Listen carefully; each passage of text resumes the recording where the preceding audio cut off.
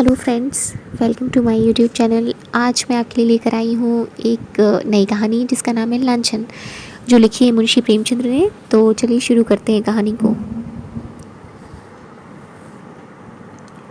मुंशी श्याम किशोर के द्वार पर मुन्नू मेहतर ने झाड़ू लगाई, गुसलखाना धो धो कर साफ किया और तब द्वार पर आकर गृहिणी से बोला, माँ जी देख लीजिए, सब साफ कर दिया, आज कुछ खाने को मिल जाए सरकार। देवी रानी ने द्वार पर आकर कहा, अभी तो तुम्हें महीने पाए 10 दिन भी नहीं हुए, फिर इतनी जल्दी मांगने लग गए। मुन्नू, क्या करूँ माँ जी, खर्च नहीं चलता, अकेला आदमी घर देखूँ कि काम करूँ। देवी, तो ब्याह क्यों नहीं कर लेते। मुन्नू, रुपए मांगते हैं सरकार, यहाँ खाने से ही नहीं बचता, थैली कहाँ से लाऊं। देवी, अभी तो तुम जवान हो, कब तक अकेले बैठे रहोगे। मुन्नू, हुजूर की इतनी निगाह है तो कहीं ना कहीं ठीक हो ही जाएगा, सरकार कुछ मदद करेंगी ना। देवी, हाँ हाँ, तुम ठीक ठाक करो, मुझसे जो कुछ हो सकेगा मैं दे दूँगी। मुन्नू, सरकार का मिजाज बड़ा अच्छा है, हुजूर इतना ख्याल करती हैं, दूसरे घरों में तो मालकिनें बात भी नहीं पूछती, सरकार को अल्लाह ने जैसी शकल सूरत दी है वैसा दिल भी दिया है, अल्लाह जानता है हुजूर। बड़े बड़े घर की औरतें देखी हैं, मुदा आपके तलुओं की बराबरी भी नहीं कर सकती। देवी, चल झूठे, मैं ऐसी कौन खूबसूरत हूँ। मुन्नू, अब सरकार से क्या कहूँ, बड़ी बड़ी खतरानियों को देखता हूँ, मगर गोरेपन के सिवा और कोई बात नहीं, उनमें यह नमक कहाँ सरकार। देवी, 1 रुपये में तुम्हारा काम चल जाएगा। मुन्नू, भला सरकार 2 रुपये तो दे दें। देवी, अच्छा यह लो और जाओ। मुन्नू, जाता हूँ सरकार, आप नाराज़ ना हो तो एक बात पूछूं। देवी, क्या पूछते हो पूछो, मगर जल्दी, मुझे चूल्हा जलाना है। मुन्नू, तो सरकार जाएं, फिर कभी कहूँगा। देवी, नहीं नहीं, कहो क्या बात है, अभी कुछ ऐसी जल्दी नहीं है। मुन्नू, दाल मंडी में सरकार की कोई रहते हैं क्या। देवी, नहीं, यहाँ तो कोई नातेदार नहीं है। मुन्नू, तो कोई दोस्त होंगे, सरकार को अक्सर एक कोठे पर से उतरते देखता हूँ। देवी, दाल मंडी तो रंडियों का मोहल्ला है ना। मुन्नू, हाँ सरकार, रंडियाँ बहुत हैं वहाँ, लेकिन सरकार तो सीधे साधे आदमी मालूम होते हैं, यहाँ रात को देर से तो नहीं आते। देवी, नहीं, शाम से पहले ही आ जाते हैं और फिर कहीं नहीं जाते, हाँ कभी कभार लाइब्रेरी अलबत्ता जाते हैं। मुन्नू, बस यही बात है हुजूर, मौका मिले तो इशारे से समझा दीजिएगा सरकार कि रात को उधर न जाया करें, आदमी का दिल कितना ही साफ हो, लेकिन देखने वाले तो शक करने लगते हैं। इतने में ही बाबू श्याम किशोर आ गए। मुन्नू ने उन्हें सलाम किया, बाल्टी उठाई और चलता हुआ। श्याम किशोर ने पूछा, मुन्नू क्या कह रहा था। देवी, कुछ नहीं, अपने दुखड़े रो रहा था, खाने को मांगता था, 2 रुपये दे दिए हैं, बातचीत बड़े ढंग से करता है।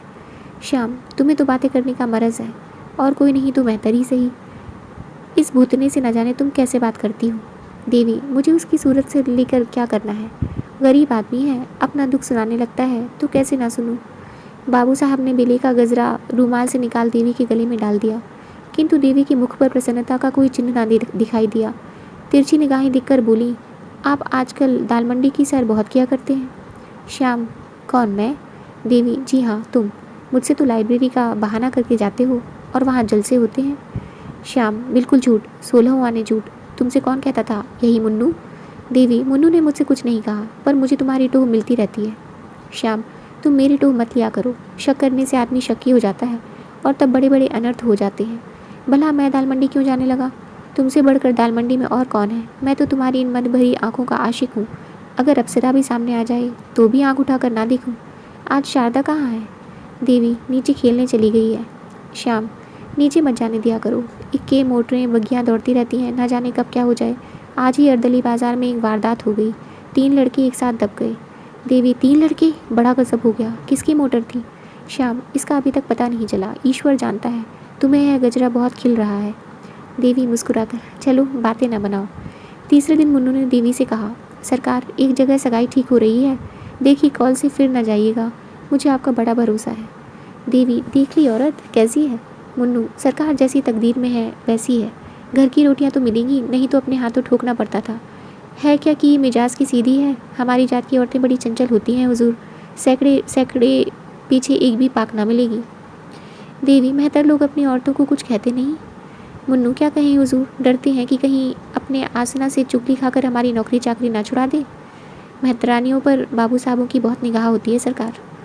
देवी हंसकर, चल झूठे, बाबू साहबों की औरतें क्या मेहतरानियों से भी गई गुजरी होती हैं। मुन्नू, अब सरकार कुछ ना कहलाएं, हुजूर को छोड़कर और तो कोई ऐसी बबुआइन नहीं देखता जिसका कोई बखान करे। बहुत ही छोटा आदमी हूँ सरकार, पर बबुआइनों की तरह मेरी औरत होती तो उससे बोलने को जी ना चाहता। हुजूर के चेहरे मोहरे की कोई औरत मैंने तो नहीं देखी। देवी, चल झूठे, इतनी खुशामद करना किससे सीखा। मुन्नू, खुशामद नहीं करता सरकार, सच्ची बात कहता हूँ। हुजूर एक दिन खिड़की के सामने खड़ी थी, रज़ा मियाँ की निगाह आप पर पड़ गई। जूते की बड़ी दुकान है उनकी, अल्लाह ने जैसे धन दिया है वैसा ही दिल भी। आपको देखते ही आंखें नीचे कर ली। आज बातों बातों में हुजूर की शकल सूरत को सराहने लगे। मैंने कहा, जैसी सूरत है वैसे सरकार को अल्लाह ने दिल भी दिया है। देवी, अच्छा, वह लंबा सा सांवले रंग का जवान है। मुन्नू, जी हाँ हुजूर वही। मुझसे कहने लगी कि किसी तरह एक बार फिर उन्हें देख पाता, लेकिन मैंने डांट कर कहा, खबरदार मियाँ, जो मुझसे ऐसी बातें की वहाँ तुम्हारी दाल ना गलेगी। देवी, तुमने बहुत अच्छा किया। निगोड़ी की आंख फूट जाए, जब इधर से जाता है खिड़की की ओर उसकी निगाह रहती है। कह देना इधर भूल कर भी ना ताके। मुन्नू, कह दिया है हुजूर, हुक्म हो तो चलूँ, और तो कुछ साफ नहीं करना है। सरकार के आने की वेला हो गई है, मुझे देखेंगे तो कहेंगे यह क्या बातें कर रहा है। देवी, ये रोटियां लेते जाओ, आज चूल्हे से बच जाओगे। मुन्नू, अल्लाह हुजूर को सलामत रखे। मेरा तो यही जी चाहता है कि इसी दरवाजे पर पड़ा रहूं और एक टुकड़ा खा लिया करूं। सच कहता हूँ, हुजूर को देखकर भूख प्यास जाती रहती है। मुन्नू जा ही रहा था कि बाबू शाम किशोर ऊपर आ पहुँचे। मुन्नू की पिछली बात उनके कान में पड़ गई थी। मुन्नू ज्यों ही नीचे गया, बाबू साहब देवी से बोले, मैंने तुमसे कह दिया था कि मुन्नू को मुँह न लगाओ, पर तुमने मेरी बात न मानी। छोटे आदमी एक घर की बात दूसरे घर पहुँचा देते हैं, इन्हें कभी मुँह नहीं लगाना चाहिए। भूख प्यास बंद होने की क्या बात थी। देवी, क्या जाने भूख प्यास कैसी, ऐसी तो कोई बात न थी। श्याम, ठीक क्यों नहीं, मैंने साफ सुना। देवी, मुझे तो ख्याल नहीं आता होगी कोई बात, मैं कौन उसकी सब बातें बैठी सुना करती हूँ। श्याम, तो क्या है, दीवार से बातें करता है। देखो नीचे एक आदमी इस खिड़की की तरफ ताकता चला आ जाता है, इसी मोहल्ले का मुसलमान का लौंडा है, जूते की दुकान करता है। तुम क्यों इस खिड़की पर खड़ी रहा करती हो। देवी, चिक तो पड़ी हुई है। श्याम, चिक के पास खड़ी होने से बाहर का आदमी तुम्हें साफ देख सकता है। देवी, यह मुझे मालूम ना था, अब कभी खिड़की खोलूंगी ही नहीं। श्याम, हाँ, फ़ायदा क्या, मुन्नू को अंदर मत आने दिया करो। देवी, गुसलखाना कौन साफ करेगा। श्याम, खैर आए, मगर उसे बातें ना करनी चाहिए। आज एक नया थिएटर आया है, चलो देख आएँ। सुना है इसके एक्टर बहुत अच्छे हैं। इतने में शारदा नीचे से मिठाई का दोना लिए दौड़ती आई। देवी ने पूछा, अरे यह मिठाई किसने दी। शारदा, राजा भैया ने तो दी, कहते थे तुमको अच्छे अच्छे खिलौने ला दूंगा। श्याम, राजा भैया कौन है। शारदा, वही तो है जो अभी इधर से गए हैं। श्याम, वही तो नहीं जो लंबा सा सांवले रंग का आदमी है। शारदा, हाँ हाँ वही, मैं अब उनके घर रोज़ जाऊंगी। देवी, क्या तू उसके घर गई थी। शारदा, वही तो गोद में उठाकर ले गए थे।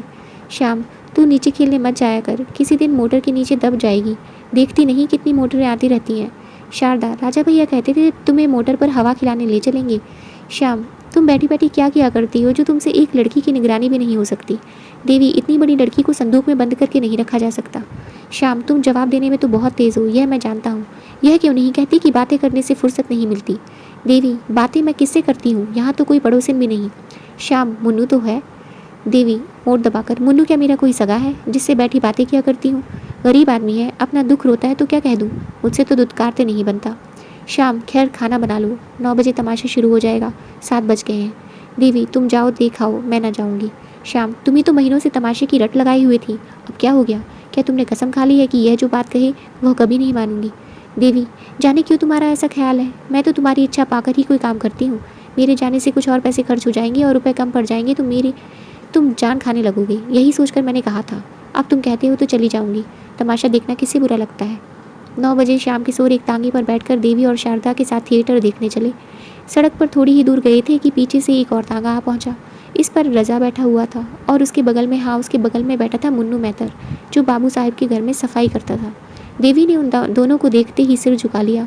उसे आश्चर्य हुआ कि रजा और मुन्नू में इतनी गाढ़ी मित्रता है कि रजा उसे तांगे पर बैठाकर सैर कराने ले जाता है। शारदा रजा को देखते ही बोल उठी, बाबूजी देखो, वह राजा भैया आ रहे हैं। ताली बजाकर, राजा भैया इधर देख, हम लोग तमाशा देखने जा रहे हैं। रजा ने मुस्कुरा दिया, मगर बाबू साहब मारे क्रोध के तिलमिला उठे। उन्हें ऐसा मालूम हुआ कि ये दुष्ट केवल मेरा पीछा करने के लिए आ रहे हैं। इन दोनों में ज़रूर साठ गांठ है, नहीं तो रजा मुन्नू को साथ क्यों ले आता। उनसे पीछा छुड़ाने के लिए उन्होंने तांगे वाले से कहा, और तेज़ ले चलो, देर हो रही है। तांगा तेज़ हो गया। रजा ने भी अपना तांगा तेज़ किया। बाबू साहब ने जब तांगे को धीमा करने को कहा तो रज़ा का तांगा भी धीमा हो गया। आखिर बाबू साहब ने झुंझलाकर कहा, तुम तांगे को छावनी की ओर ले चलो, हम थिएटर देखने नहीं जाएंगे। तांगे वाले ने उनकी ओर कुतूहल से देखा और तांगा फेर दिया। रज़ा का तांगा भी फिर गया। बाबू साहब को इतना क्रोध आ रहा था कि रज़ा को ललकारूं, पर डरते थे कि कहीं झगड़ा हो गया तो बहुत से आदमी जमा हो जाएंगे और व्यर्थ ही झेप होगी। लहू का घूंट पीकर रह गए। अपने ही ऊपर झुंझलाने लगे कि नाहक आया, क्या जानता था कि ये दोनों शैतान सर पर सवार हो जाएंगे। मुन्नू को तो कल ही निकाल दूंगा। बारे रज़ा का तांगा कुछ दूर चलकर दूसरी तरफ मुड़ गया और बाबू साहब का क्रोध कुछ शांत हुआ, किंतु अब थिएटर जाने का समय ना था। छावनी से घर लौट आए। देवी ने कोठे पर आकर कहा, मुफ्त में तांगे वाले को 2 रुपए देने पड़े। श्याम किशोर ने उसकी ओर रक्त शोषक दृष्टि से देखकर कहा, और मुन्नू से बातें करो और खिड़की पर खड़ी होकर रजा को छवि दिखाओ, तुम ना जाने क्या करने पर तुली हुई हो। देवी, ऐसी बातें मुंह से निकालते तुम्हें शर्म नहीं आती? तुम मेरा व्यर्थ ही अपमान करते हो, इसका फल अच्छा ना होगा। मैं किसी मर्द को तुम्हारे पैरों की धूल के बराबर भी नहीं समझती। उस अभागे मेहतर की क्या हकीकत है? तुम मुझे इतनी नीच समझते हो? श्याम, नहीं, मैं तुम्हें इतनी नीच नहीं समझता, मगर बेसमझ ज़रूर समझता हूँ। तुम्हें इस बदमाश को कभी मुँह ना लगाना चाहिए था। अब तो तुम्हें मालूम हो गया कि वह छटा हुआ सौदा है, या अब भी कुछ शक है? देवी, मैं उसे कल ही निकाल दूंगी। मुंशी जी लेटे पर चित्त अशांत था। वह दिन भर दफ्तर में रहते थे, क्या जान सकते थे कि उनके पीछे देवी क्या करती है। वह यह जानते थे कि देवी पतिव्रता है, पर यह भी जानते थे कि अपनी छवि दिखाने का सुंदरियों को मरज होता है। देवी जरूर बन ठरकर खिड़की पर खड़ी होती रहती है और मोहल्ले के शौदे उसको देख देख कर मन में न जाने क्या क्या कल्पना करते होंगे। इस व्यापार को बंद कराना उन्हें अपने काबू से बाहर मालूम होता था। शौदे वशीकरण की कला में निपुण होते हैं। ईश्वर न करे इन बदमाशों की निगाह किसी भली घर की बहू बेटी पर पड़े। इनसे पिंड कैसे छुड़ाऊं? वह सोचने के बाद अंत में उन्होंने यह मकान छोड़ देने का निश्चय किया। इसके सिवा उन्हें दूसरा कोई उपाय न सूझा। देवी से बोले, कहो तो यह घर छोड़ दूं, इन शौदों के बीच में रहने से आबरू बिगड़ने का भय है। देवी ने आपत्ति के भाव से कहा, जैसी तुम्हारी इच्छा। श्याम, आखिर तुम ही कोई उपाय बताओ। देवी, मैं कौन सा उपाय बताऊं, और किस बात का उपाय? मुझे तो घर छोड़ने की कोई ज़रूरत नहीं मालूम होती। 1-2 नहीं, लाख 2 लाख सौदे हैं तो क्या? कुत्तों के भौंकने के भय से भला कोई अपना मकान छोड़ देता है? श्याम, कभी कभी कुत्ते काट भी लेते हैं। देवी ने इसका कोई जवाब न दिया और तर्क करने से पति की दुश्चिंताओं के बढ़ जाने का भय था। यह शक्की तो है ही, ना जाने उसका क्या आशय समझ बैठे। तीसरे ही दिन श्याम बाबू ने वह मकान छोड़ दिया। इस नए मकान में आने के 1 सप्ताह पीछे एक दिन मुन्नू सर में पट्टी बांध लाठी से टेकता हुआ आया और आवाज़ दी। देवी उसकी आवाज़ पहचान गई, पर उसे दुत्कारा नहीं। जाकर किवाड़ खोल दिए। पुराने घर के समाचार जानने के लिए उसका चित्त लालायित हो रहा था। मुन्नू ने अंदर आकर कहा, सरकार, जब से आपने वह मकान छोड़ दिया, कसम ले लीजिए जो इधर एक बार भी गया उस घर को देखकर रोना आने लगता है। मेरा जी भी चाहता है कि इसी मोहल्ले में आऊँ। पागलों की तरह इधर उधर मारा मारा फिरा करता हूँ सरकार, किसी काम में जी नहीं लगता। बस हर घड़ी आप ही की याद आती रहती है। हुजूर जितनी परवरिश करती थी उतनी अब कौन करेगा। यह मकान तो बहुत छोटा है। देवी, तुम्हारे ही कारण तो वह मकान छोड़ना पड़ा। मुन्नू, मेरे कारण? मुझसे कौन सी खता हुई सरकार? देवी, तुम ही तो तांगे पर रजा के साथ बैठे मेरे पीछे पीछे आ रहे थे। ऐसे आदमी पर आदमी का शक होता ही है। मुन्नू, अरे सरकार, उस दिन की बात ना पूछिए। रजा मियाँ को एक वकील साहब से मिलने जाना था। वह छावनी में रहते थे, मुझे भी साथ बिठा लिया। उनका साइज कहीं गया हुआ था। मारे लिहाज के आपके तांगे के आगे ना निकलते थे। सरकार उसे शोधा कहती हैं। उसका सा भला आदमी मोहल्ले भर में नहीं है। 5 वक्त की नमाज पढ़ता है हुजूर, 30 रोज़े रखता है। घर में बीवी बच्चे सभी मौजूद हैं। क्या मजाल की किसी पर बदनिगाह हो? देवी, खैर होगा। तुम्हारे सर में पट्टी क्यों बंधी है? मुन्नू, इसका माजरा ना पूछिए हुजूर। आपकी बुराई करते किसी को देखता हूँ तो बदन में आग लग जाती है। दरवाजे पर जो हलवाई रहता था कहने लगा, मेरे कुछ पैसे बाबूजी पर आते हैं। मैंने कहा, वो ऐसे आदमी नहीं है कि तुम्हारे पैसे हजम कर जाते। बस हुजूर इसी बात पर तकरार हो गई। मैं तो दुकान के नीचे नाली धो रहा था, वह ऊपर से कूद कर आया और मुझे ढकेल दिया। मैं बेखबर खड़ा था, चारों खाने चित्त सड़क पर गिर पड़ा। चोट तो आई, मगर मैंने भी दुकान के सामने बच्चा को इतनी गालियाँ सुनाई कि याद ही करते होंगे। अब घाव अच्छा हो रहा है हुजूर। देवी, राम राम, नाहक लड़ाई लेने गए। सीधी सी बात तो थी, कह देते तुम्हारे पैसे आते हैं तो जाकर मांग लाओ। है शहर ही में, दूसरे देश में तो नहीं भाग गए। मुन्नू, हुजूर आपकी बुराई सुन के नहीं रहा जाता, फिर चाहे वो अपने घर लाठ ही क्यों ना हो। भीड़ पड़ूंगा। वह महाजन होगा तो अपने घर का होगा, यहाँ कौन उसका दिया खाते हैं। देवी, उस घर में अभी कोई आया कि नहीं? मुन्नू, कई आदमी देखने आए हुजूर, मगर जहाँ आप रह चुकी हैं वहाँ अब दूसरा कौन रह सकता है। हम लोगों ने उन लोगों को भड़का दिया। रज़ा मियाँ तो हुजूर उसी दिन से खाना पीना छोड़ बैठे हैं। बिटिया को याद करके रोया करते हैं। हुजूर को हम गरीबों की याद काहे को आती होगी? देवी, याद क्यों नहीं आती? मैं आदमी नहीं हूँ? जानवर तक थान छूटने पर 2-4 दिन चारा नहीं खाते। यह पैसे लो, कुछ बाजार से लेकर खा लो, भूखे हो गए। मुन्नू, हुजूर की दुआ से खाने की तंगी नहीं है। आदमी का दिल दिखा जाता है हुजूर, पैसे की कौन बात है। आपका दिया तो खाते ही हैं। हुजूर का मिजाज ऐसा है कि आदमी बिना कौड़ी का गुलाम हो जाता है। तो अब चलूँगा हुजूर, बाबूजी आते होंगे, कहेंगे यह शैतान यहाँ फिर आ पहुँचा। देवी, अभी उनके आने में बड़ी देर है। मुन्नू, ओहो, एक बात तो भूला ही जाता था, रज़ा मियाँ ने बिटिया के लिए ये खिलौने दिए थे। बातों में ऐसे भूल गया कि इनकी सुध ही ना रही। कहाँ है बिटिया? देवी, अभी तो मदरसे से नहीं आई, मगर इतने खिलौने लाने की क्या ज़रूरत थी। अरे रज़ा ने तो गजब ही कर दिया। भेजना ही था तो 2-4 आने के खिलौने भेज देते। अकेली मैम 3-4 रुपये से कम की ना होगी। कुल मिलाकर 30-35 रुपये से कम के खिलौने नहीं हैं। मुन्नू, क्या जाने सरकार, मैंने तो कभी खिलौने नहीं खरीदे। 30-35 रुपये के होंगे तो उनके लिए कौन सी बड़ी बात है। अकेली दुकान से 50 रुपये रोज़ की आमदनी है हुजूर। देवी, नहीं, इनको लौटा ले आओ। इतने खिलौने लेकर वह क्या करेगी। मैं सिर्फ एक मैम रखे लेती हूँ। मुन्नू, हुजूर, रज़ा मियाँ को बड़ा रंज होगा, मुझे तो जीता ही ना छोड़ेंगी। बड़े ही मोहब्बती आदमी हैं हुजूर। बीवी 2-4 दिन के लिए माँ की चली जाती है तो बेचैन हो जाते हैं। सहसा शारदा पाठशाला से आ गई और खिलौने देखते ही उस पर टूट पड़ी। देवी ने डांट कर कहा, क्या करती है, क्या करती है। मैम ले ले, और सब लेकर क्या करेगी। शारदा, मैं तो सब लूँगी। मैम को मोटर पर बैठाकर दौड़ाऊंगी, कुत्ता पीछे पीछे दौड़ेगा। इन बर्तनों में गुड़िया के खाने बनाऊंगी। कहाँ से आए हैं अम्मा, बता दो। देवी, कहीं से नहीं आए, मैंने देखने को मंगवाए थे, तू इनमें से कोई एक ले ले। शारदा, मैं सब लूँगी मेरी अम्मा, ना सब ले लीजिए। कौन लाया है अम्मा। देवी, मुन्नू, तुम खिलौने लेकर आओ, सिर्फ एक मैम रहने दो, खिलौने लेके चले जाओ। शारदा, कहाँ से लाई हो मुन्नू, बता दो। मुन्नू, तुम्हारे रज़ा भैया ने तुम्हारे लिए भेजे हैं। शारदा, रज़ा भैया ने भेजे हैं। ओहो, नाच कर, राजा भैया बहुत अच्छे हैं, कल अपनी सहेलियों को दिखाऊंगी, किसी के पास ऐसे खिलौने नहीं निकलेंगे। देवी, अच्छा मुन्नू, तुम अब जाओ, रज़ा मियाँ से कह देना फिर यहाँ खिलौने ना भेजे। मुन्नू चला गया तो देवी ने शारदा से कहा, ला बेटी, तेरे खिलौने रख दूँ, बाबूजी देखेंगे तो बिगड़ेंगे और कहेंगे कि रज़ा मियाँ के खिलौने क्यों लिए, तोड़ तोड़ कर फेंक देंगे। भूल कर भी उनसे खिलौनों की चर्चा ना करना। शारदा, हाँ अम्मा, रख दो, बाबूजी तोड़ देंगे। देवी, उनसे कभी मत कहना कि रज़ा भैया ने खिलौने भेजे हैं, नहीं तो बाबूजी रज़ा भैया को मारेंगे और तुम्हारे कान भी काट लेंगे, कहेंगे लड़की भिखमंगी है, सबसे खिलौने मांगती फिरती है। शारदा, हाँ अम्मा, रख दो, बाबूजी तोड़ देंगे। इतने में बाबू श्याम किशोर भी दफ्तर से आ गए। भौहें चढ़ी हुई थी। आते ही बोले, वह शैतान मुन्नू इस मोहल्ले में भी आने लगा, मैंने आज उसे देखा। क्या यहाँ भी आया था। देवी ने हिचकिचाते हुए कहा, हाँ आया तो था। श्याम, और तुमने आने दिया। मैंने मना नहीं किया था कि उसे कभी अंदर कदम ना रखने देना। देवी, आकर द्वार खटखटाने लगा तो क्या करती। श्याम, उसके साथ यह शोहदा भी रहा होगा। देवी, उसके साथ और कोई नहीं था। श्याम, तुमने आज भी ना कहा होगा यहाँ मत आया कर। देवी, मुझे तो इतना ख्याल ना रहा, और अब वह यहाँ क्या करने आएगा। श्याम, जो करने आज आया था वही करने फिर आएगा। तुम मेरे मुंह में कालिक लगाने पर तुली हुई हो। देवी ने क्रोध से ऐंठ कर कहा, मुझसे तुम ऐसी उटपटांग बातें मत किया करो, समझ गई। तुम्हें ऐसी बातें मुंह से निकालते शर्म भी नहीं आती। एक बार पहले भी तुमने कुछ ऐसी ही बातें कही थी, आज फिर तुम वही बातें कर रहे हो। अगर तीसरी बार ये शब्द मैंने सुनी तो नतीजा बुरा होगा, इतना कह देती हूँ। तुमने मुझे कोई वैश्या समझ लिया है। श्याम, मैं नहीं चाहता कि वह मेरे घर आए। देवी, तुम मना क्यों नहीं कर देती, मैं तुम्हें रोकती हूँ।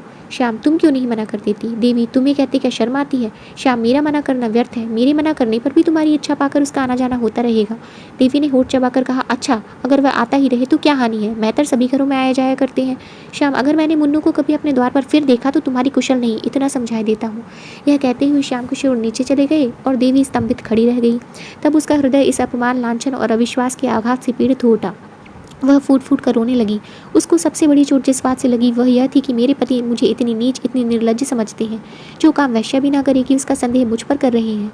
श्याम किशोर के आते ही शारदा अपने खिलौने उठाकर भाग गई थी कि कहीं बाबूजी तोड़ न डालें। नीचे जाकर वह सोचने लगी कि इन्हें कहाँ छिपा कर रखूँ। वह इसी सोच में थी कि उसकी एक सहेली आंगन में आ गई। शारदा उसे अपने खिलौने दिखाने के लिए आतुर हो गई। इस प्रलोभन को वह किसी तरह रोक न सकी। अभी तो बाबूजी ऊपर हैं, कौन इतनी जल्दी आए जाते हैं, तब तक क्यों ना सहेली को अपने खिलौने दिखा दूँ। उसने सहेली को बुला लिया और दोनों नए खिलौने देखने में मग्न हो गई कि बाबू श्याम किशोर के नीचे आने की भी उन्हें खबर ना हुई। श्याम किशोर खिलौने देखते ही झपटकर शारदा के पास जा पहुंचे और पूछे, तूने ये खिलौना कहाँ पाए। शारदा की किंगी बंद गई, मारे बह के थरथर कांपने लगी, मुंह से एक शब्द भी ना निकला। श्याम किशोर ने फिर गरज कर पूछा, बोलती क्यों नहीं, तुझे किसने खिलौने दिए। शारदा रोने लगी। तब श्याम किशोर ने उसे फुसलाकर कहा, रो मत, हम तुझे मारेंगे नहीं, तुझसे इतना ही पूछते हैं, तूने इतने सुंदर खिलौने कहाँ से पाए। इस तरह 2-4 बार दिलासा देने से शारदा को कुछ धैर्य बंधा। उसने सारी कथा कह सुनाई। हाँ अनर्थ, इससे कहीं अच्छा होता कि शारदा मौन ही रहती। उसका गूंगी हो जाना भी इससे अच्छा था। देवी कोई बहाना करके बला सर से टाल देती, पर होनहार को कौन टाल सकता है। श्याम किशोर के रोम रोम से ज्वाला निकलने लगी। खिलौने वहीं छोड़कर वह धम धम करते हुए ऊपर गए और देवी के कंधे दोनों हाथों से झंझोड़ कर बोले, तुम्हें इस घर में रहना है या नहीं, साफ साफ कह दो।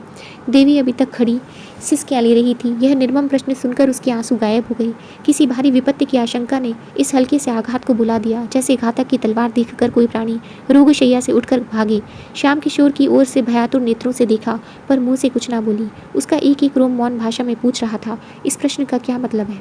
श्याम किशोर ने फिर पूछा, तुम्हें तुम्हारी जो इच्छा हो साफ साफ कह दो। अगर मेरे साथ रहते रहते तुम्हारा जी उब गया हो तो तुम्हें अख्तियार है। मैं तुम्हें कैद करके नहीं रखना चाहता। मेरे साथ तुम्हें छल कपट करने की ज़रूरत नहीं। मैं सहर्ष तुम्हें विदा करने को तैयार हूँ। जब तुमने मन में एक बात निश्चय कर ली तो मैंने भी निश्चय कर लिया। तुम इस घर में अब नहीं रह सकती, रहने के योग्य नहीं हो। देवी ने आवाज़ संभाल कर कहा, तुम्हें आजकल क्या हो गया है जो हर वक्त जहर उगड़ते रहते हो। अगर मुझसे जी उब गया है तो जहर दे दो। जला जला कर क्यों जान मारते हो। मेहतर से बातें करना तो ऐसा अपराध ना था। जब उसने आकर पुकारा तो मैंने द्वार खोल दिया। अगर मैं जानती कि ज़रा सी बात का बतंगड़ हो जाएगा तो उसे दूर से ही धुतकार देती। श्याम, जी चाहता है तालू से ज़बान खींच लो। बातें होने लगी, इशारे होने लगे, तोहफे आने लगे, अब बाकी क्या रहा। देवी, क्यों ना घाव पर नमक छिड़कते हो। एक अबला की जान लेकर कुछ पा ना जाओगे। श्याम, मैं झूठ कहता हूँ। देवी, हाँ झूठ कहती हूँ। श्याम, ये खिलौने कहाँ से आए। देवी का कलेजा धक से हो गया। काटो तो बदन में लहू नहीं। समझ गई इस वक्त ग्रह बिगड़े हुए हैं, सर्वनाश के सभी संयोग मिलने जाते हैं।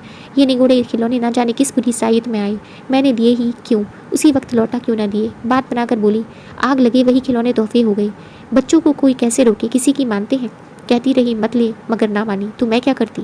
हाँ, यह जानती थी कि इन खिलौनों पर मेरी जान मारी जाएगी तो ज़बरदस्ती छीन कर फेंक देती। श्याम, इनके साथ और कौन कौन सी चीज़ें आई हैं, भला चाहती हो तो सभी लाओ। देवी, जो कुछ आया होगा इसी घर में ही होगा। देख क्यों नहीं लेते। इतना बड़ा घर भी नहीं है कि 4 दिन देखते लग जाएं। श्याम, मुझे इतनी फुर्सत नहीं है। खैरियत इसी में है कि जो चीज़ें आई हैं लाकर मेरे सामने रख दो। यह तो हो नहीं सकता कि लड़की के लिए खिलौने आए और तुम्हारे लिए कोई सौगात ना आए। तुम भरी गंगा में कसम खाओ तो भी मुझे विश्वास ना आएगा। देवी, तो घर में क्यों नहीं देख लेते। श्याम किशोर ने घूसा तान कर कहा, कह दिया मुझे फुर्सत नहीं है। सीधे से सारी चीज़ें लाकर रख दो, नहीं तो इसी दम गला दबाकर मार डालूंगा। देवी, मारना है तो मार डालो। जो चीज़ें आई ही नहीं उन्हें मैं दिखा कहाँ से दूँ। श्याम किशोर ने क्रोध से उन्मत्त होकर देवी को इतनी जोर से धक्का दिया कि चारों खाने चित्त जमीन पर गिर पड़ी। तभी उसके गले पर हाथ रखकर बोले, दबा दूँ गला, ना दिखलाएगी तो उन चीज़ों को। देवी, जो अरमान हो पूरे कर लो। श्याम, खून पी जाऊंगा, तूने समझा क्या है। देवी, अगर दिल की प्यास बुझती है तो पी जाओ। श्याम, फिर तो उस मेहतर से बातें ना करोगी। अगर अब कभी मुन्नू या उस शोहदे को द्वार पर देखा तो गला काट लूँगा। यह कहकर बाबूजी ने देवी को छोड़ दिया और बाहर चले गए। लेकिन देवी उसी दशा में बड़ी देर तक पड़ी रही। उसके मन में इस समय पति प्रेम की मर्यादा रक्षा का लेश भी न था। उसका अंतःकरण प्रतिकार के लिए विकल हो रहा था। इस वक्त अगर वह सुनती थी कि श्याम किशोर को किसी ने बाजार में जूते से पीटा तो कदाचित वह खुश होती। कई दिनों तक पानी से भीगने के बाद आज यह झोंका पाकर प्रेम की दीवार भूमि पर गिर पड़ी और मान की रक्षा करने वाली कोई साधना न रही। आज केवल संकोच और लोकलाज की हल्की सी रस्सी रह गई है जो एक झटके में टूट सकती है। श्याम किशोर बाहर चले गए तो शारदा भी अपने खिलौने लिए हुए घर से बाहर निकली। बाबूजी खिलौनों को देखकर कुछ बोले नहीं तो अब उसे किसकी चिंता और किसका भय। अब वह क्यों ना अपनी सहेलियों को खिलौने दिखाए। सड़क पे उस पार एक हलवाई का मकान था। हलवाई की लड़की अपने द्वार पर खड़ी थी। शारदा उसे खिलौने दिखाने लगी। बीच में सड़क थी, सवारी गाड़ियों और मोटरों का तांता बंधा था। शारदा को अपने धुन में किसी बात का ध्यान न रहा। बलोचित उत्सुकता से भरी हुई वह खिलौने लिए दौड़ी। वह क्या जानती थी कि मृत्यु भी उसी तरह प्राणों का खिलौना खेलने के लिए दौड़ी जा रही है। सामने एक मोटर आती हुई दिखाई दी। दूसरी ओर से एक बग्गी आ रही थी। शारदा ने चाहा दौड़कर उस पार निकल जाए। मोटर ने बिल्कुल बचाया। शारदा ने जोर मारा कि सामने से निकल जाए, पर होनहार को कौन टालता। मोटर बालिका को रौंदती हुई चली गई। सड़क पर एक मांस की लोथ पड़ी रह गई। खिलौने ज्यों के त्यों थे, उनमें से एक भी ना टूटा था। खिलौने रह गए, खेलने वाला चला गया। दोनों में कौन स्थायी है और कौन अस्थायी, इसका फैसला कौन करे। चारों ओर से लोग दौड़ पड़े। अरे, यह तो बाबूजी की लड़की है जो ऊपर वाले मकान में रहते हैं। लोथ कौन उठाए। एक आदमी ने लपक कर द्वार पर पुकारा, बाबूजी, आपकी लड़की तो सड़क पर नहीं खेल रही थी, जरा नीचे तो आ जाइए। देवी ने छज्जे पर खड़े होकर सड़क की ओर देखा तो शारदा की लोथ पड़ी हुई थी। चीख मारकर बेतहाशा नीचे दौड़ी और सड़क पर आकर बालिका को गोद में उठा लिया। उसके पैर कांपने लगे। इस वज्रपात ने उसे स्तंभित कर दिया। रोना भी ना आया। मोहल्ले के कई आदमी पूछने लगे, बाबूजी कहाँ गए हैं, उनको कैसे बुलाया जाए। देवी क्या जवाब देती। वह तो संज्ञाहीन हो गई थी। लड़की की लाश गोद में लिए उसके रक्त से अपने वस्त्रों को भिगोती आकाश की ओर ताक रही थी, मानो देवता से पूछ रही हो, क्या सारी विपत्तियां मुझी पर। अंधेरा होता जाता था पर बाबूजी का पता नहीं। कुछ मालूम भी नहीं वह कहाँ गए। धीरे धीरे 9 बजे, पर अब तक बाबूजी ना लौटे। इतनी देर तक बाहर ना रहते थे। क्या आज ही उन्हें भी गायब होना था। 10 बज गए। अब देवी रोने लगी। उसे लड़की की मृत्यु का इतना दुख ना था जितना अपनी असमर्थता का। वह कैसे शव की दाह क्रिया करे। कौन उसके साथ जाएगा। वो क्या इतनी रात गए कोई उसके साथ चलने पर तैयार होगा। अगर कोई ना गया तो क्या उसे अकेले ही जाना पड़ेगा। क्या रात भर लोथ पड़ी रहेगी। ज्यों ज्यों सन्नाटा होता जाता था देवी को भय होता था। वह पछता रही थी कि शाम ही को क्यों ना इसे लेकर चली गई। 11 बजे थे। सहसा किसी ने द्वार खोला। देवी उठकर खड़ी हो गई, समझी बाबूजी आ गए। उसका हृदय उमड़ गया और रोती हुई बाहर आई। पर आह, यह बाबूजी ना थे, ये पुलिस के आदमी थे जो इस मामले की तहकीकात करने आए थे। 5 बजे की घटना थी। तहकीकात होने लगी 11 बजे। आखिर थानेदार भी तो आदमी है, वह भी तो संध्या समय घूमने फिरने जाता ही है। घंटे भर तक तहकीकात होती रही। देवी ने देखा अब संकोच से काम ना चलेगा। थानेदार ने उससे जो कुछ पूछा उसका उत्तर उससे निसंकोच भाव से दिया। जरा भी ना शर्माई, जरा भी ना झिझकी। थानेदार भी दंग रह गया। जब सबके बयान लिखकर दरोगा जी चलने लगे तो देवी ने कहा, आप उस मोटर का पता लगाएंगे? दरोगा, आप तो शायद ही उसका पता लगे। देवी, तो उसको कुछ सजा ना होगी? दरोगा, मजबूरी है, किसी को नंबर भी तो नहीं मालूम। देवी, सरकार इसका कुछ इंतजाम नहीं करती? गरीबों के बच्चे इसी तरह कुचले जाते रहेंगे। दरोगा, इसका क्या इंतजाम हो सकता है? मोटरें तो बंद नहीं हो सकती। देवी, कम से कम पुलिस वालों को तो यह देखना चाहिए कि शहर में कोई बहुत तेज ना चलाए। मगर आप लोग ऐसा क्यों करने लगे? आपके अफसर भी तो मोटरों पर बैठते हैं। आप उनकी मोटरें रोकेंगे तो नौकरी कैसे करेंगे? थानेदार लज्जित हो चला। जब लोग सड़क पर पहुंचे तो एक सिपाही ने कहा, मेहरिया बड़ी टनमन दिखाता है। थानेदार, अजी जी, इसने तो मेरा नाटक काम बंद कर दिया। किस गजब का हुस्न पाया है। मगर कसम ले लो, जो मैंने एक बार भी उसकी तरफ निगाह की हो, ताकने की हिम्मत ही ना पड़ती थी। बाबू श्याम किशोर 12 बजे के बाद नशे में चूर घर पहुंचे। उन्हें यह खबर रास्ते में ही मिल गई थी। रोते हुए घर में दाखिल हुए। देवी भरी बैठी थी। सोच रखा था आज चाहे जो हो जाए पर फटकारूंगी जरूर। पर उनको रोते देखा तो सारा गुस्सा गायब हो गया। खुद भी रोने लगी। दोनों बड़ी देर तक रोते रहे। इस विपत्ति ने दोनों के हृदयों को एक दूसरे की ओर बड़े जोर से खींचा। उन्हें ऐसा ज्ञात हुआ कि उनमें फिर पहले का सा प्रेम जागृत हो गया। प्रातःकाल जब लोग दाह क्रिया करके लौटे तो श्याम किशोर ने देवी की ओर स्नेह से देखकर करुण स्वर में कहा, तुम्हारा जी अकेले कैसा लगेगा? देवी, तुम 10-5 दिन की छुट्टी ना ले सकोगी? श्याम, यही तो मैं भी सोचता हूँ, 15 दिन की छुट्टी ले लूँ। श्याम बाबू दफ्तर छुट्टी लेने चले गए। इस विपत्ति में भी आज देवी का हृदय जितना प्रसन्न था उतना उधर महीनों से न था। बालिका को खोकर यह विश्वास और प्रेम पा गई थी और उसके आंसू पोंछने के लिए कुछ कम न था। अभागिनी, खुश मत हो। तेरे जीवन का यह अंतिम कांड होना अभी बाकी है, जिसकी आज तू कल्पना भी नहीं कर सकती। दूसरे दिन बाबू श्याम किशोर घर पर ही थे कि मुन्नू ने आकर सलाम किया। श्याम किशोर ने जरा कड़ी आवाज़ में पूछा, क्या है जी, तुम क्यों बार बार यहाँ आया करते हो? मुन्नू बड़े दीन भाव से बोला, मालिक, कल की बात जो सुनता है उसी को रंज होता है। मैं तो हुजूर का गुलाम ठहरा, अब नौकर नहीं हूँ तो क्या? सरकार का नमक तो खा चुका हूँ। भला वह कभी हड्डियों से निकल सकता है? कभी कभी हाल हवाल पूछने आ जाता हूँ। जब से कल वाली बात सुनी है हुजूर, ऐसा कलक हो रहा है कि क्या कहूँ। कैसी प्यारी प्यारी बच्ची थी कि देखकर दुख दूर हो जाता था। मुझे देखते ही मुन्नू मुन्नू करके दौड़ती थी। जब गैरों का यह हाल है तो हुजूर के दिल पर जो कुछ बीत रही होगी हुजूर ही जानते होंगे। श्याम बाबू कुछ नर्म होकर बोले, ईश्वर की मर्जी में इंसान का क्या चारा। मेरा तो घर ही अंधेरा हो गया, अब यहाँ रहने को जी नहीं चाहता। मुन्नू, मालकिन तो और भी बेहाल होंगी। श्याम, हुआ ही चाहे।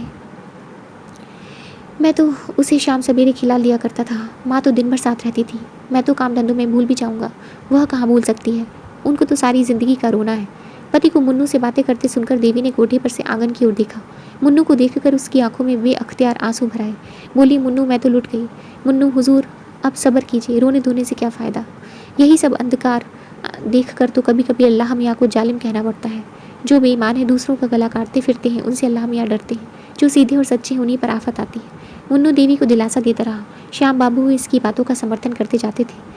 जब वह चला गया तो बाबू साहब ने कहा, आदमी तो कुछ बुरा नहीं मालूम होता। देवी ने कहा, मोहब्बत ही आदमी है, रंज ना होता तो यहाँ क्यों आता। 15 दिन गुजर गई। बाबू साहब फिर दफ्तर जाने लगे।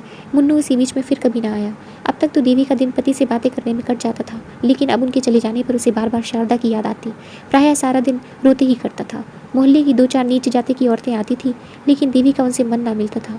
वे झूठी सहानुभूति दिखाकर देवी से कुछ ऐंठना चाहती थी। एक दिन कोई 4 बजे मुन्नू फिर आया और आंगन में खड़ा होकर बोला, मालकिन, मैं हूँ मुन्नू, ज़रा नीचे आ जाइए। देवी ने ऊपर से ही पूछा, क्या काम है, कहो तो। मुन्नू, ज़रा आइए तो। देवी नीचे आई तो मुन्नू ने कहा, रज़ा मियाँ बाहर खड़े हैं और हुजूर से मातम पुरसी करते हैं। देवी ने कहा, जाकर कह दो ईश्वर की जो मर्जी थी वह हुई। रज़ा दरवाजे पर खड़ा था। ये बातें उसने साफ सुनी। बाहर ही से बोला, खुदा जानता है, जब से यह खबर सुनी है दिल के टुकड़े हुए जाते हैं। मैं ज़रा दिल्ली चला गया था, आज ही लौट कर आया हूँ। अगर मेरी मौजूदगी में यह वारदात हुई होती तो और क्या कर सकता था, मगर मोटर वाले को बिल सज़ा कराए ना छोड़ता, चाहे वह किसी राजा की ही मोटर होती, सारा शहर छान डालता। बाबू साहब चुपके होकर बैठ गए। यह भी कोई बात है, मोटर चलाकर क्या कोई किसी की जान ले लेगा? फूल सी मासूम बच्ची को जालिमों ने मार डाला। हाय, अब कौन मुझे रजा भैया कहकर पुकारेगा? खुदा की कसम, उसके लिए दिल्ली से टोकरी भर खिलौने ले आया हूँ। क्या जानता था कि यहाँ वह सितम हो गया। मुन्नू देखे तावीज़ से ले जाकर बहू जी को दे दो, इसे अपने जोड़े में बांध लेंगी। खुदा ने चाहा तो उन्हें किसी तरह की दहशत या खटका ना रहेगा। उन्हें बुरे बुरे ख्वाब दिखाई देते होंगे, रात को नींद उचट जाती होगी, दिल घबराया करता होगा। ये सारी शिकायतें इस तावीज़ से दूर हो जाएंगी। मैंने एक पहुँचे हुए फ़कीर से यह तावीज़ लिखवाया है। इसी तरह से रज़ा और मुन्नू उस वक्त एक न एक बहाना करने से द्वार से ना टले, जब तक बाबू साहब आते न दिखाई दिए। श्याम किशोर ने उन दोनों को जाते देख लिया। ऊपर जाकर गंभीर भाव से बोले, रज़ा क्या करने आया था? देवी, यूं ही मातम पुरसी करने आया था। आज दिल्ली से आया है, यह खबर सुनकर दौड़ कर आया था। श्याम, मर्दों से मातम पुरसी करते हैं या औरतों से? देवी, तुम ना मिले तो मुझी से शोक प्रकट करके चला गया। श्याम, इसके यह माने हैं कि जो आदमी मुझसे मिलने आए वह मेरे ना रहने पर तुमसे मिल सकता है, इसमें कोई हरज नहीं, क्यों? देवी, सबसे मिलने में थोड़े ही मैं जाती हूँ। श्याम, तो रज़ा क्या मेरा साला है या ससुरा? देवी, तुम तो ज़रा सी बात पर झल्लाने लगते हो। श्याम, यह ज़रा सी बात है? एक भले घर की स्त्री एक शोहदे से बातें करे, यह ज़रा सी बात है? तो बड़ी सी बात किसे कहते हैं? यह ज़रा सी बात नहीं कि यदि मैं तुम्हारे गर्दन घोट दूँ तो मुझे भी पाप ना लगेगा? देखता हूँ फिर तुमने वही रंग पकड़ा। इतनी बड़ी सज़ा पाकर भी तुम्हारी आंखें नहीं खुली। अब की क्या मुझे ले भी इतना चाहती हो? देवी सन्नाटे में आ गई। एक तो लड़की का शोक, उस पर यह अपशब्द की बौछार और भीषण आक्षेप। उसके सर में चक्कर सा आ गया, बैठकर रोने लगी। इस जीवन से तो मौत कहीं अच्छी, केवल यही शब्द उसके मुंह से निकले। बाबू साहब गरज कर बोले, यही होगा, मत घबराओ मत घबराओ, यही होगा। तुम मरना चाहती हो तो मुझे भी तुम्हारे अमर होने की आकांक्षा नहीं है। जितनी जल्द तुम्हारे जीवन का अंत हो जाए उतना ही अच्छा, कुल में कलंक तो ना लगेगा। देवी ने सिसकियां लेते हुए कहा, क्यों एक अबला पर इतना अन्याय करते हो? तुम्हें जरा भी दया नहीं आती? श्याम, मैं कहता हूँ चुप रह। देवी, क्यों चुप रहूँ? क्या किसी की जुबान बंद कर दोगे?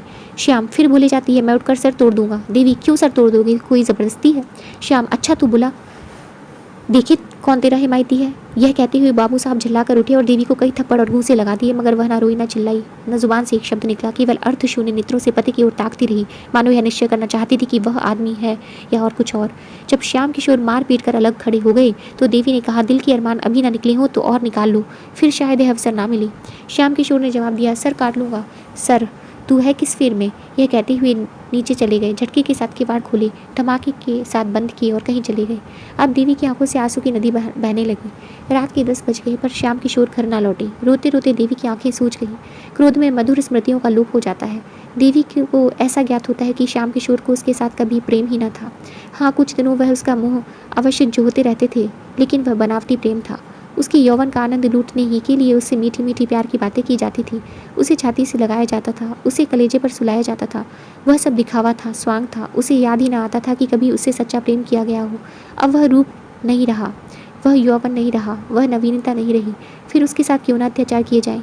उसने सोचा, कुछ नहीं, अब इनका दिल मुझसे फिर गया है। नहीं तो क्या इस जरा सी बात पर यूँ मुझ पर टूट पड़ते? कोई ना कोई लाछन लगाकर मुझसे गला छुड़ाना चाहते हैं। यही बात है तो मैं क्यों इनकी रोटियां और इनकी मार खाने के लिए इस घर में पड़ी रहूं? जब प्रेम ही नहीं रहा तो मेरे यहाँ रहने को धिक्कार है। मौके में कुछ न सही, यह दुर्गति तो ना होगी। इनकी यही इच्छा है तो यही सही, मैं भी समझ लूँगी कि विधवा हो गई। जो जो रात गुजरती थी देवी के प्राण सूखे जाते थे। उसे यह धड़का समाया हुआ था कि कहीं वह आकर फिर न मारपीट शुरू कर दे। कितने क्रोध में भरे हुए यहाँ से गए। वहारी तकदीर, अब मैं इतनी नीच हो गई कि मेहतरों से, जूते वालों से आशनाई करने लगी। इस भले आदमी को ऐसी बातें मुंह से निकालते शर्म भी नहीं आती। ना जाने इनके मन में ऐसी बातें कैसे आती हैं। कुछ नहीं, यह स्वभाव के नीच दिल के मैले स्वार्थी आदमी है। नीचों के साथ नीच ही बनना चाहिए। मेरी भूल थी कि इतने दिनों से इनकी गुड़कियाँ सहती रही। जहाँ इज्जत नहीं, मर्यादा नहीं, प्रेम नहीं, विश्वास नहीं, वहाँ रहना बेहयाई है। कुछ मैं इनके हाथ बिक तो गई नहीं कि यह जो चाहे करे, मारे या काटे, पड़ी सहा करूं। सीता जैसी पत्नियां होती थी तो राम जैसे पति भी होते थे।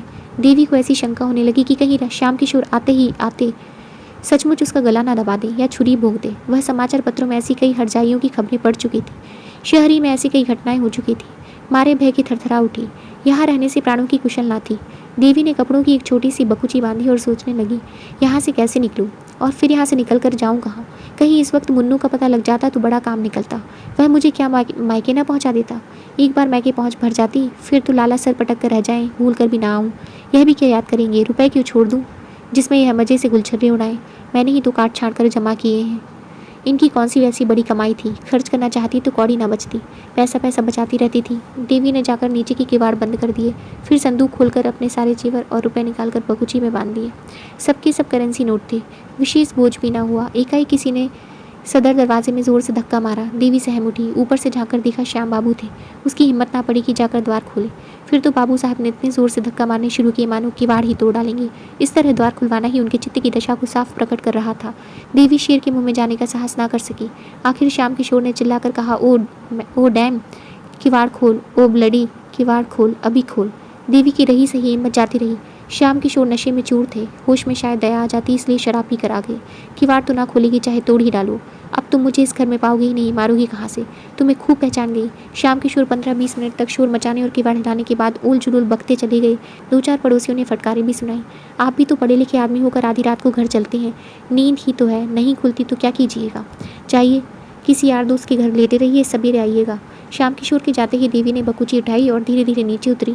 जरा देर उसने कान लगाकर आहट ली कि कहीं श्याम किशोर खड़े तो नहीं है। जब विश्वास हो गया कि वह चले गए तो धीरे से द्वार खोला और बाहर निकल आई। उसे जरा भी क्षोभ, जरा भी दुख ना था। बस केवल एक इच्छा थी कि यहाँ से बचकर भाग जाऊँ। कोई ऐसा आदमी ना था जिस पर वह भरोसा कर सके, जो इस संकट में काम आ सके। था तो बस वही मन्नू मेहतर। अब उसी के मिलने पर उसकी सारी आशाएं अवलंबित थी। उसी से मिलने का निश्चय करेगी कि कहाँ जाए, कैसे रहे। मैके जाने का उसका इरादा ना था। उसे भय होता था कि मैके में श्याम किशोर से वह अपनी जान ना बचा सकेगी। उसे यहाँ ना पाकर वह अवश्य उसके मैके जाएंगी और उसे ज़बरदस्ती खींच लाएंगी। यह सारी यातनाएं, सारे अपमान सहने को तैयार थी। केवल श्याम किशोर की सूरत नहीं दिखना चाहती थी। प्रेम अपमानित होकर द्वेष में बदल जाता है। थोड़ी ही दूर पर चौराहा था। कई तांगे वाले खड़े थे। देवी ने एक इक्का लिया और उससे स्टेशन चलने को कहा। देवी ने रात स्टेशन पर काटी। प्रातःकाल उसने एक तांगा किराए पर किया और पर्दे में बैठ चौक जा पहुंची। अभी दुकानें ना खुली थी, लेकिन पूछने पर रज़ा मियाँ का पता चल गया। उसकी दुकान पर एक लौंडा झाड़ू दे रहा था। देवी ने उसे बुलाकर कहा, जाकर रज़ा मियाँ से कह दे कि शारदा की अम्मा तुमसे मिलने आई है, अभी चलिए। 10 मिनट में रज़ा और मुन्नू आ पहुंचे। देवी ने सजल नेत्र होकर कहा, तुम लोगों के पीछे मुझे घर छोड़ना पड़ा। कल रात को तुम्हारा मेरे घर जाना गजब हो गया। जो कुछ हुआ वह फिर कहूँगी। मुझे कहीं एक घर दिला दो, घर ऐसा हो कि बाबू साहब को मेरा पता ना मिले, नहीं तो वह मुझे जीते ना छोड़ेंगे। रज़ा ने मुन्नू की ओर देखा, मानो कह रहा है, देखो चाल कैसे ठीक थी। देवी से बोला, आप निशा खाते रहें, ऐसा घर दिला दूंगा कि बाबू साहब को भी पता ना चलेगा। आपको किसी बात की तकलीफ ना होगी। हम आपके पसीने की जगह खून बहा देंगे। सच पूछो तो बहू जी, बाबू साहब आपके लायक थे नहीं। मुन्नू, कहाँ की बात भैया, आप रानी होने लायक हैं। मैं मालकिन से कहता था कि बाबूजी को दाल मंडी की हवा लग गई है, पर आप मानती ही ना थी। आज रात ही को मैंने गुलबजान के कोठे पर से उतरते देखा, नशे में चूर थे। देवी, झूठी बात, उनकी है आदत नहीं। गुस्सा उन्हें ज़रूर बहुत है और गुस्से में आकर उन्हें नेक बद कुछ नहीं सोचता, लेकिन निगाह के बुरे नहीं। मुन्नू, हुजूर मानती ही नहीं तो क्या करूँ? अच्छा कभी दिखा दूंगा, तब तो मानिएगा। रज़ा, अभी दिखाना पीछे, इस वक्त आपको मेरे घर पहुँचा दे, ऊपर ले आना। तब तक मैं एक मकान देखने जाता हूँ, आपके लायक बहुत ही अच्छा है। देवी, तुम्हारे घर में बहुत सी औरतें होंगी। रज़ा, कोई नहीं बहू जी, सिर्फ एक बुढ़िया मामी है, वह आपके लिए एक कहारिन बुला देगी। आपको किसी बात की तकलीफ ना होगी। मैं मकान देखने जा रहा हूँ। देवी, ज़रा बाबू साहब की तरफ भी होते आना, देखना घर आए कि नहीं। रज़ा, बाबू साहब से तो मुझे चिढ़ हो गई है, शायद नज़र में आ जाए तो मेरी उनसे लड़ाई हो जाए।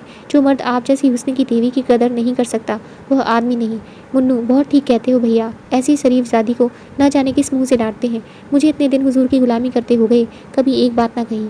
रज़ा मकान देखने गया और तांगा रज़ा के घर की तरफ चला। देवी के मन में इस समय एक शंका का आभास हुआ, कहीं ये दोनों सचमुच शौहरे तो नहीं है। लेकिन कैसे मालूम हो? यह सत्य है कि देवी ने जीवन पर्यंत के लिए स्वामी का परित्याग किया था, पर इतनी ही देर में उसे कुछ पश्चाताप होने लगा था। अकेली एक घर में कैसे रहेगी, बैठी बैठी क्या करोगी, यह कुछ उसकी समझ में ना आता था। उसने दिल में कहा, क्यों ना घर लौट चलूँ, ईश्वर करे वह अभी घर ना आए हों। मुन्नू से बोली, तुम ज़रा दौड़कर देखो तो बाबूजी घर आए कि नहीं।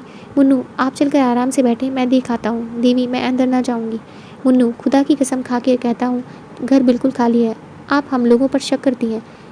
हम वह लोग हैं कि आपका हुक्म पाएं तो आग में कूद पड़े। देवी इक्के से उतरकर अंदर चली गई। चिड़िया एक बार पकड़ जाने पर भी फड़फड़ाई, किंतु पैरों में लासा लगी होने के कारण उड़ ना सकी और शिकारी ने उसे अपनी झोली में रख लिया। वह अभागिन क्या फिर कभी आकाश में उड़ेगी, क्या फिर उसे डालियों पर चहकना नसीब होगा। शाम किशोर सवेरे घर लौटे तो उनका चित्त शांत हो गया था। उन्हें शंका हो रही थी कि कदाचित देवी घर ना होगी। द्वार के दोनों पट खुले देखे तो कलेजा सन्न हो गया। इतने सवेरे किवाड़ों का खुला रहना अमंगल सूचक था। एक क्षण द्वार पर खड़े होकर अंदर की आहट ली, कोई आवाज़ न सुनाई दी। आंगन में गए, वहाँ भी सन्नाटा, ऊपर चारों तरफ सूना। घर काटने को दौड़ रहा था। श्याम किशोर ने अब जरा सतर्क होकर देखना शुरू किया। संदूक में रुपए नदारत, गहरे का संदूक भी खाली। अब क्या भ्रम हो सकता था? कोई गंगा स्नान के लिए जाता है, तो घर के रुपए नहीं उठा ले जाता। वह चली गई। अब इसमें लेश मात्र भी संदेह नहीं था। यह भी मालूम था कि वह कहाँ गई है। शायद इसी वक्त लपक कर जाने से वह वापस भी लाई जा सकती है, लेकिन दुनिया क्या कहेगी। श्याम किशोर ने अब चारपाई पर बैठकर ठंडे दिल से इस घटना की विवेचना करनी शुरू की। इसमें तो संदेह ना था कि रज़ा और उसके पिट्ठू मुन्नू ने ही बहकाया है। आखिर बाबूजी का कर्तव्य क्या था? उन्होंने वह पुराना मकान छोड़ दिया, देवी को बार बार समझाया। इसके उपरांत वह क्या कर सकते थे? क्या मारना अनुचित था? अगर एक क्षण के लिए अनुचित ही मान लिया जाए तो क्या देवी को इसी तरह घर से निकल जाना चाहिए था? कोई दूसरी स्त्री जिसके हृदय में पहले से ही विष ना भर गया हो, केवल मार खाकर घर से निकल जाती? अवश्य ही देवी का हृदय कलुषित हो गया है। बाबू साहब ने फिर सोचा, अभी ज़रा देर में मेहरी आएगी, वह देवी को घर में ना देख कर पूछेगी तो क्या जवाब दूंगा? दम के दम में सारे मोहल्ले में यह खबर फैल जाएगी। हाय भगवान, क्या करूं? श्याम किशोर के मन में इस वक्त ज़रा भी पश्चाताप, ज़रा भी दया ना थी। अगर देवी किसी तरह उन्हें मिल सकती तो वह उसकी हत्या कर डालने में ज़रा भी पसोपेश ना करते। उसका घर से निकल जाना, चाहे आवेश के सिवा उसका कोई और कारण ना हो, उनकी निगाह में अक्षम्य था। क्रोध बहुधा विरक्ति का रूप धारण कर लिया करता है। श्याम किशोर को संसार से घृणा हो गई। जब वह अपनी पत्नी ही दगा कर जाए तो किसी से क्या आशा की जाए? जिस स्त्री के लिए हम जीते भी हैं और मरते भी हैं, जिसको सुखी रखने के लिए हम अपने प्राणों का बलिदान कर देते हैं, जब वह अपनी ना हुई तो फिर दूसरा कौन अपना हो सकता है? इसी स्त्री को प्रसन्न रखने के लिए उन्होंने क्या नहीं किया? घर वालों से लड़ाई की, भाइयों से नाता तोड़ा, यहाँ तक कि वे अपनी उनकी सूरत भी नहीं देखना चाहते। उसकी कोई ऐसी इच्छा ना थी जो उन्होंने पूरी ना की हो। उसका ज़रा सा सिर भी दुखता था तो उनके हाथों के तोते उड़ जाते थे। रात की रात उसकी सेवा शुश्रूषा में बैठे रह जाते थे। वही स्त्री आज उनसे दगा कर गई, केवल एक गुंडे के बहकाने में आकर उनके मुंह में कालिख लगा गई। गुंडों पर इल्ज़ाम लगाना तो एक प्रकार से मन को समझाना है। जिसके दिल में खोट ना हो उसे कोई क्या बहका सकता है?